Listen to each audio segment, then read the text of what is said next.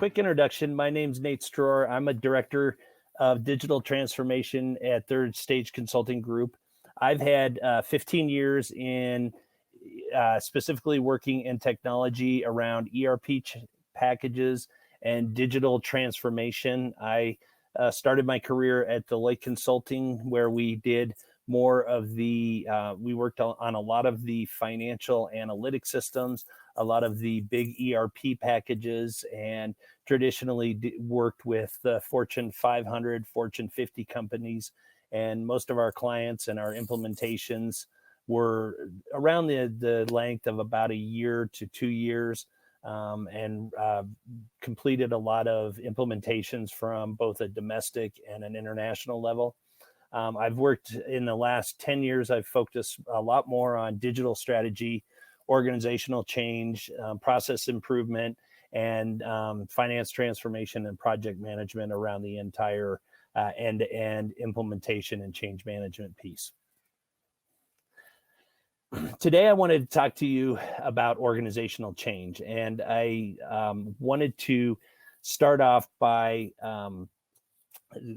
taking a step back and just talking about kind of at the high level, what is organizational change and why we focus so much on change management and what are the advantages of change management. We'll go through today and talk about what the advantages are, why change management is needed, especially in today's environment. And I will finish up with some success stories and some areas that are common pitfalls that lead to more challenges among the change management initiatives. But really starting off, when we talk about what is organizational change, trying to define organizational changes is really at a high level, anything that's preparing people for the transformation and drives transformational performance. So to put that in more understandable terms, it's any initiative that will allow your people to change and take best advantage of the transformation that's going to take place. When we talk about change management, there's often the question, I have a good implementation team, I've chosen a good implementation provider, why should I take the time? Why should I invest in a change management initiative? Eric shared earlier, and I think it was a really good point worth repeating, that change management is often one of the most overlooked steps within a technology initiative and a data transformation initiative, but often is usually one of the most important factors towards guaranteeing or ensuring the better chances of success for the technology, not only at go live, but past go live and through to the optimization phase. And as you continue to take advantage and move through your technology timeframe, it really puts everyone in the position that you're in a better situation to take advantage of what you've implemented. Starting with change is difficult and personal. People are comfortable with what they know. I think we can really look back at the last year and see that we've all been forced into a lot of change. I think we're probably, everyone on this call is really tired with hearing about how we're going to have a new norm, how we're going to fall back into the normal way of life that we're all used to. But basically, I think this last year has really been a great example of how comfortable we are with change and how uncomfortable we are with what we don't know. Change management is really an attempt and a set of processes that will help people and bring the people, the processes, and the technology forth to take best advantage of your digital transformation and the technology that you choose in the future. Forced initiatives introduce many questions. Often with most of our technology implementations, we find that there's the common resistance of, how is my role going to change? How are the jobs going to change? Am I going to lose my job? Am I going to be asked to do something that I don't know? Is our team going to change? Am I going to report to a new boss? Are my skills outdated? And do I have to learn new skills? Do I have to learn new skills to keep my job? Or how can I change better to keep myself active and keep myself as an important part of a team moving forward with the new technology. We talk about when change and the difficulty with change. People change for many different reasons.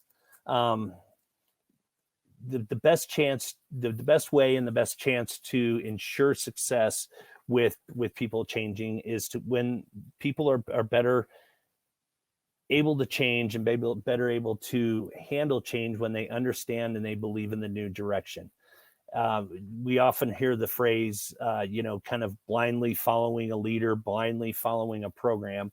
While that is sometimes a sign or is a method of ensuring success, really we find that when people understand where they're going, when they believe in where they're going and they know where they're going, there's much better chance for success and much better openness to change and much better to get into the flow of what this change means.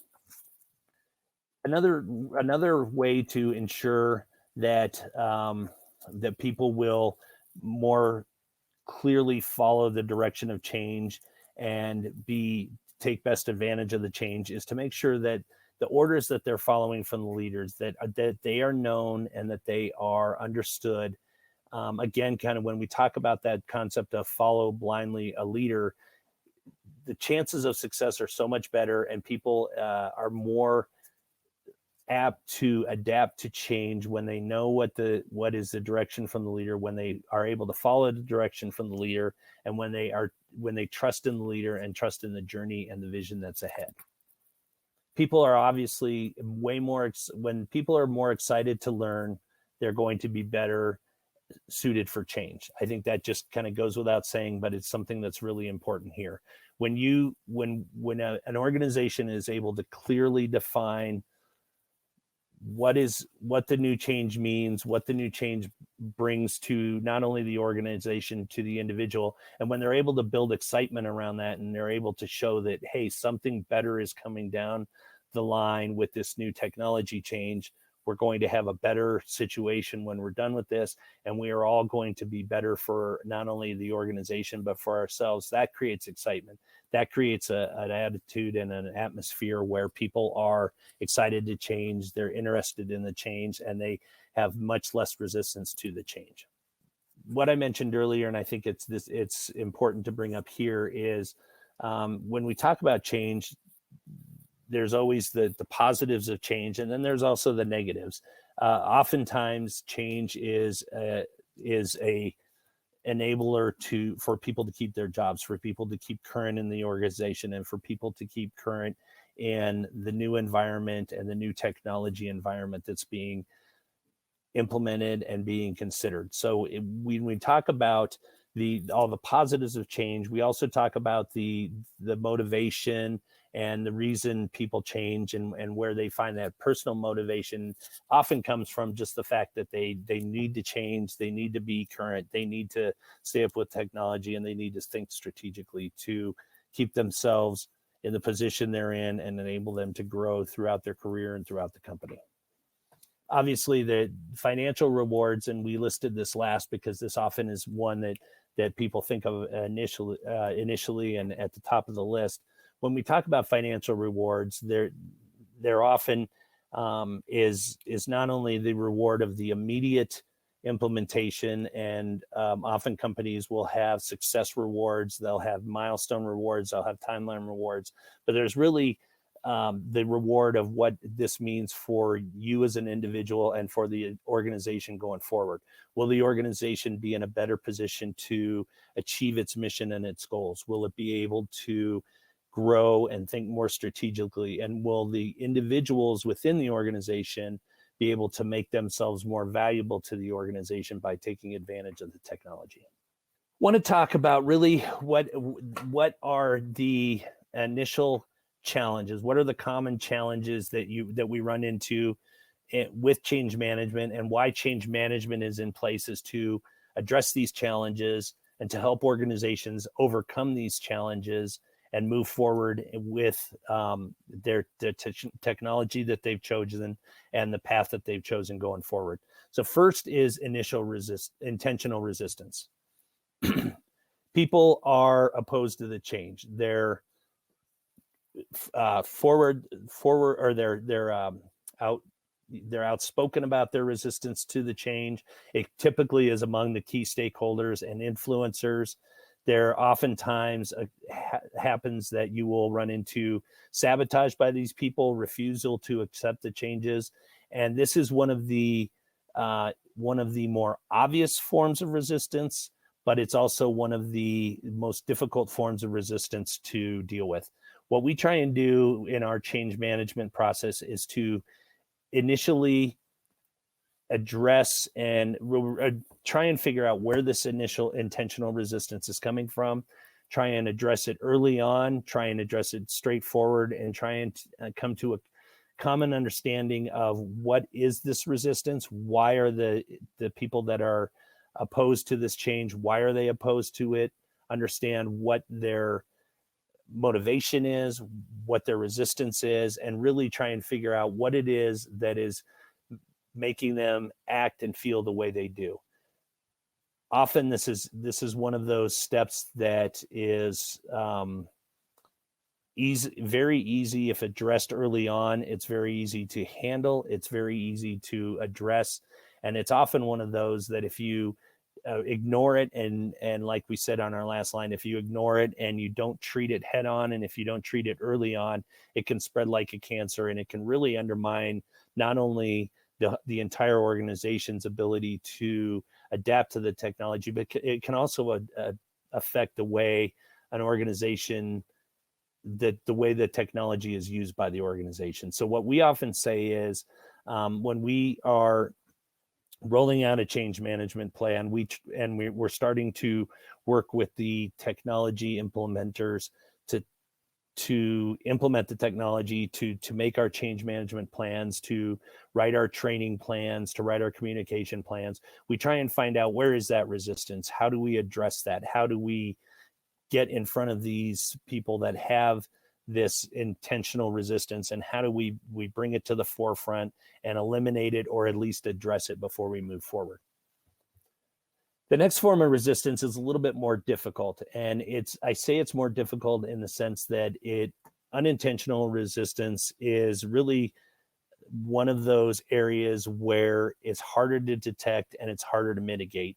We often talk about in our own personal lives, I just have a feeling that I just don't either understand this, I don't agree with this, or something just doesn't feel right about this. That's how I would describe unintentional resistance. People are opposed to the change that's happening in an organization. It's harder to detect, it's harder to mitigate, and it's really kind of harder to learn exactly what that is and how that is affecting the individuals within the organization. I often compare this to someone that just says, I'm going to go along with this. I'm excited about it, but there's just something that doesn't feel right. And while I'm going through the motions, I'm not putting my heart into it. I'm not putting 100% of my effort. This one the unintentional resistance is a lot harder to address, but there are very good methods and very good ways to get around this. And most importantly, the communication lines throughout the organization, from the top down, the involvement in workshops, the involvement in the setup of the new technology, and really involving everyone at all points throughout this implementation phase and throughout this change phase will address more of this unintentional resistance. It'll make people more familiar with where the organization is going from a change point of view. It'll make them less uncomfortable with this change, and it will oftentimes mitigate what this resistance is. The third form of change, and the third challenge that organizations encounter, is misunderstanding. We'll talk about this when we talk about success factors later, but this is just a really common, and if I had to say, probably the most common form of resistance within change management, and something that we really need to address most often in every one of our clients. And really what this is just confusion with what the future state process, roles, responsibilities are going to be. It also is a misunderstanding with where the future of the organization can be. So when we talk about a change management process, we sit down and we say right from the beginning, where is an organization today? Where does an organization want to be in the future? And how will the change that we're going to be going through get us from where we are now to where we want to be?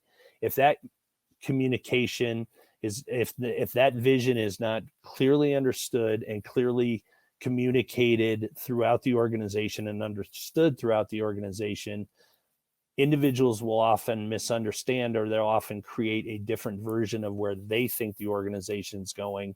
And that's where this misalignment happens. The resistance with this type of the challenge with this type of resistance is that often people don't know that they're resisting. They don't know that they're not going through with where the organization is trying to go. So they are often thinking, I'm well aligned with the goals of the organization. I'm well aligned with where we want to be. But really where their true north is versus where the organization's true north is are not the same things. And that resistance will slowly but surely pull the two apart. And then we talk about misalignment. So this is very, very closely related to misunderstanding. Misalignment is basically just when an organization is all going in the right direction, but aligning on how the individual pieces of that organization will get you there is not only not aligned, it could also be aligned perfectly, but it's not communicated, it's not understood, and it's not put into execution. So I often compare this to to use a sports analogy. It's often that all the players on the field know what the play is going to be, but there often is misunderstanding on what their role is to get them to where they want to go. Misunderstanding and misalignment are often the most common forms of resistance that we see, the most common challenges that we see within an organizational change, and really some of the easiest to mitigate through constant communication, through a well-known understanding, a well-known vision laid out by the leaders and understood by the individuals.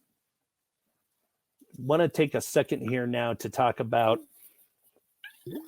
the objectives of any change management initiative. We start out with, and with any clear change management initiative, we start out with two different pieces of the project. And you'll hear me often through this presentation, and as we go on throughout the week and dig deeper into our workshops, we're going to talk about what I will call the technology side of any change. And that is really just the nuts and bolts. That's the software you choose. That's the platform you choose. That's the environment, the technology environment you have. And then we talk about the change management piece. So from a change management piece, our first objective is to assess how ready is the organization for change. Often we have clients that are coming from technology that's anywhere from 10 to 15 years old. They have become very set in their processes. They're very used to the technology they have. While they're very excited for change, there is a lot of lack of understanding, lack of skill sets, and lack of knowledge of what the new initiative can bring them, what the new technology will bring them. So we really are trying to, at that beginning step, we're trying to say, how ready is the organization for change? How open are they for change? What skill sets do they have? What skill sets do they need? And what organizational changes will need to take place from a human capital point of view to get and to take an organization from where they are today to where they want to be and take best advantage of the technology. Then we talk about aligning executives and stakeholders. I alluded to this earlier, and this is really coming to an understanding, a clear understanding amongst the executive team on what their mission and what their goals are in a 1 to 3 year time frame, where they are now, where they're going to be, and how they're going to get there. That is often one of the steps that we find is the biggest challenge at the beginning of a project. Most of the executives feel like they have a good understanding of where they're going to be, where they are now, where they want to be, and how they're going to get there. But it's really getting everyone in a room coming to a clear understanding, not only of where you are, where you want to be, and and where you want to be in the future, but getting an alignment on how we're going to get there. What are the steps we're going to take? How will this new technology help us? What will this new technology not do for us? And so that once we get through this change, what will be the next 2 to 3 steps to get us to where we want to be as an organization? The third piece is really mobilizing your internal change agents. And this is really coming down to who are the people that are or who are the most knowledgeable people within the organization, who are the people that are best with the technology, and really who are those influencers that are going to allow us to work throughout the organization, address the people that show the different stages of resistance, who are going to help us spread that vision, communicate the project, communicate what we're going to try to do. These are really your internal leaders that are going to basically help you with the change management process, put it in place, and lead from the inside for the change management going forward. Then we develop and execute a communications plan. Eric alluded to this earlier in saying that change management is far more than just communications and training. But I will say that with that being said, this is really one area, communications plan, that can really make a huge difference between a mildly successful change management initiative and an extremely successful change management initiative.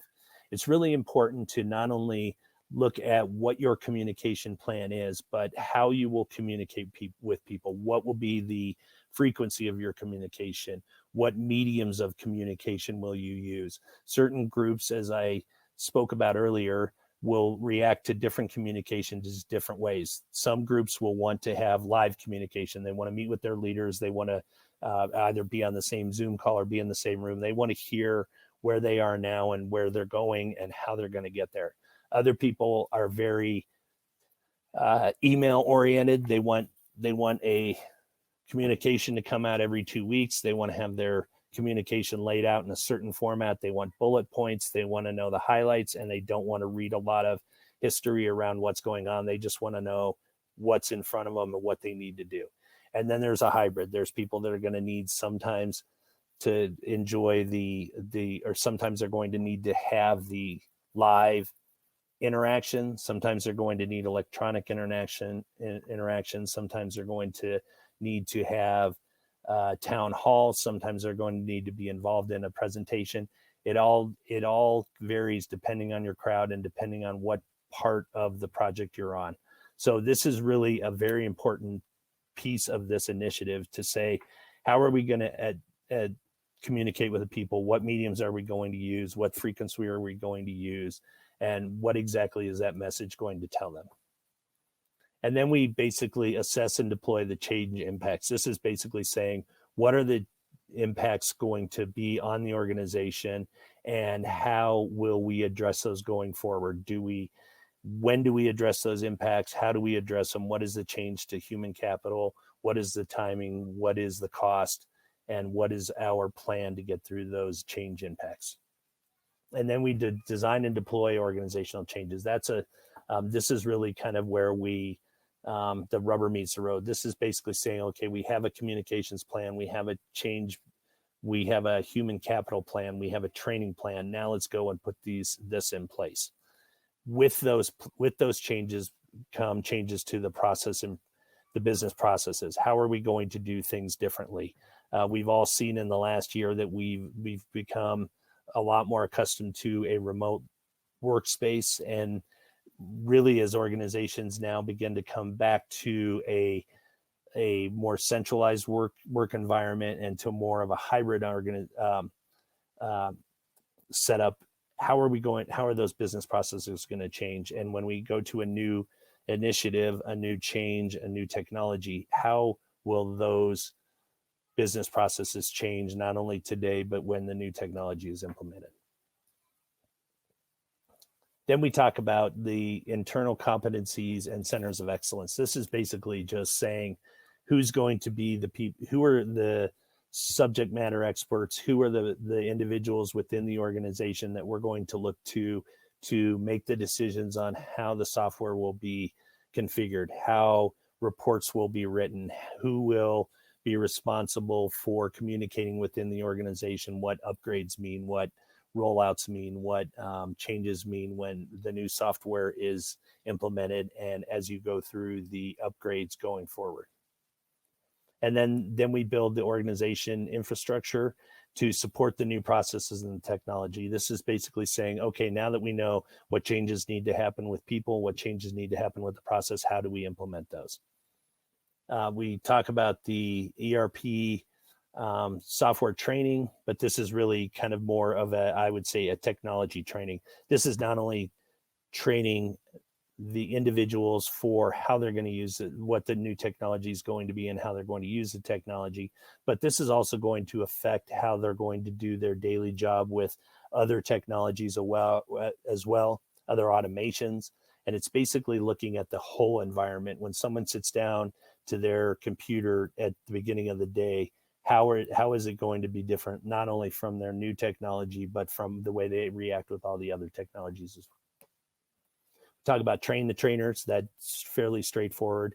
This is basically going through and saying, we obviously will reach everyone that will be using the system, but we also have trained the trainers. We're going to train the trainers to help throughout the organization to make the decisions from an organizational point of view that will roll up to the overall organizational standpoint. But then it's really, how do we train these people to go through and be a daily resource to the organizations and to the groups that they're supporting going forward. Define and deploy performance metrics. So we talk about KPIs, key performance indicators, and this is a really important piece of the whole change management process. This is something that's often overlooked, and it's a very difficult piece of the process, but a very important one. And at a really high level, I'll leave it that it's very important from the beginning of a project to say, how will this new technology change the way we do business? How can we measure that? And how can we know that we are benefiting from the new technology? And how can we measure what we're doing today and how we're doing it in the future, so that we're constantly improving the way we're doing businesses, and we're constantly taking advantage of the new technology that we're implementing and the new organization that we're developing. When we talk about mitigating organizational people and risk, this is really addressing the resistance that's still in place and that occurs during the implementation and post go live. And this is really just saying, how do we not only take advantage of the people that have adapted this new technology and are moving forward with it, but then addressing what's holding us back, where is the resistance, not only where is the resistance, but where are people struggling, and how can we bring the people up to speed, how can we bring the organization up to speed, so that we're addressing what are the issues and what is keeping us from getting the most out of our technology. Then we go to the optimization phase, and this is really just going through and saying, okay, after a year or 6 months to a year after we've implemented the technology, we're comfortable with it. We've learned how to drive the car. How can we do it better? How can we take better advantage of the technology? Are there things that we're doing today that we could be doing better now that we have the new tools in place that will allow us to get to where we want to go? And then that really rolls into the post-implementation results. And this is really saying, we thought we were here, we thought we were going here. How close are we, and where do we still need to improve to get us to where we need to go? Kyler, is there any more questions that we can address? Nate, real quick, will you kind of talk about what it means to have a partner in your OCM strategy and why that might be important outside the organization? Yeah, I think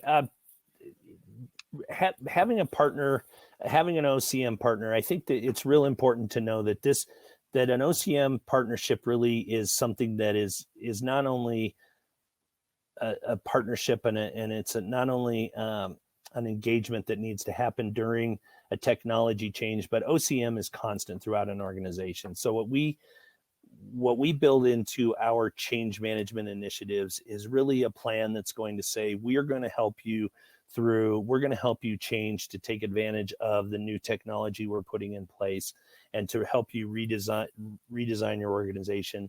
But we're really going to help you put this organizational change management function in place going forward. So you're going to see a lot more, and it's becoming a lot more prevalent these days, that organizations will have an actual organizational change management department within their group. So the organizational change management group will be responsible not only for implementing technology change, but it'll be organizational change. It will be helping the organization introduce new lines of business, helping them change to adapt to the changing workforce, the changing work situation as we've gone through this last year. So it's really important to have that partnership, but the partnership needs to happen internally and externally, and then it needs to continue internally after the project has gone live, and after the implementation and third stage has left. Excellent. And I know we will have you back at some point throughout the rest of the Stratosphere concert. I'm looking forward to the concert at the end of this. But you'll be talking about more specific tactics to a change plan and items like that, correct? Correct. Yes. And so what we will go and what we'll address in our next session is not only the change management tool set, but then we will talk about some success stories, and we'll also talk about common points of failure going forward. Excellent. And it looks like Dom down here had put a question regarding an OCM partner. Should they be different from a technical partner, or can they be the same? And are there any drawbacks of the SI/implementation partner also doing OCM? Yeah, I think that my answer will be a very political, on the fence answer. I think it's definitely dependent. I traditionally, or I'll give you the benefits of both sides, Dom. When you have one organization that is handling both your change management and your technology implementation, those organizations traditionally work well, obviously, together, because they are the same organization. They're going to be a lot more lockstep, and they will often offer you what I would call kind of a one-stop shopping that allows you to take advantage of their methodology from both a technical and a change management point of view. There's a lot of clear benefits to that, and I would say that we've seen a lot of success with one organization, Anderson Consulting, or Accenture now. They're a good example of, they're very heavily into change management, and they're very heavy into the technology implementation as well. There's a lot of success, and there's a lot of great things to come from that setup. I also say that it's good to have two different sides to the initiative, two different players coming in from a technology implementation and from a change management point of view, to constantly challenge each other, to constantly be working in the same arena, with the same mission in mind, but really coming at it from two different points of view, and really again, kind of challenging each other and keeping each other in check. So I think really the answer is probably yes, success in both areas, and there's probably some challenges in both areas, but I think it really depends on mostly who the implementation partner is and who is running the change management initiative. Excellent. All good questions here. Thank you so much for your time, Nate.